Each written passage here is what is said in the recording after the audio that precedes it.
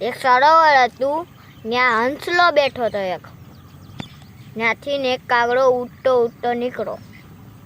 હંસલાને જોઈને કાગડો કહેવા લાગ્યો, તને કાંઈ ઉડતા બુડતા આવે છે કે પાણીમાં બેઠો રહેશો?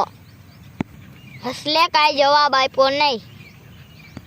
કાગડો પાછું બોલ્યું, એટલે તને કહું છું કાંઈ ઉડતા બુડતા આવડે છે કે નહીં?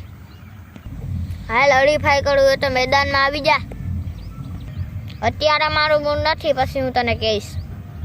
કાગડાને થયું હંસલો ડરી ગયો, હસી મજાક કરવા લાગ્યો અને કહેવા લાગ્યો, મને 51 જાતની ઉડ આવડે છે. એક દિવસનો સમય છે, હંસલો મૂળમાં છે,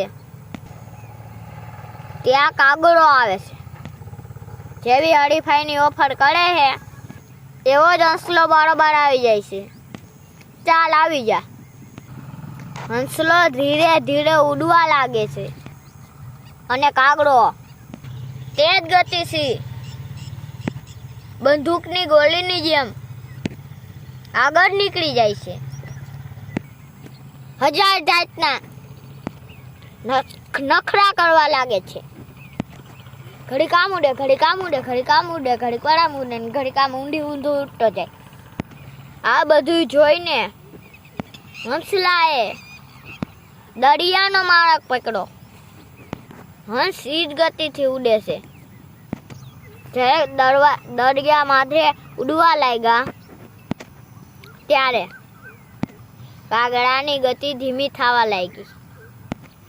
કાગડો થાકવા લાગ્યો, ખોબી ઓછી થવા લાગી, કળા ઓછી થવા લાગી, આખું ધીમી થવા લાગી.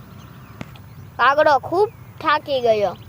આકાશ નીચે દરિયો, ઉપર આકાશ, ક્યાંય ઉતરવાની જગ્યા નથી. કાગડો પૂરેપૂરો ફસાઈ ગયો હંસની પાસે. બચાવો, બચાવો! પણ કોણ બચાવે? બૂમો પાડતો દરિયામાં પડી ગયો, તરફડિયા મારવા લાગ્યો. પછી હંસલાને દયા આવે છે, કાગડાને પકડીને બચાવે છે. કાંઠે લઈને છોડી દે છે. હંસ કાગડાને કહે છે, હરીફાઈ કરવી એ અમારા સરકાર નથી, એ અમારા બાપ દાદાના સંસ્કાર નથી. હવે તું હરીફાઈ કર, ત્યારે તારા જેવા કાગડા ગોતી લેજે. કોઈને પાછા પાડવાના અમારા સંસ્કાર નથી.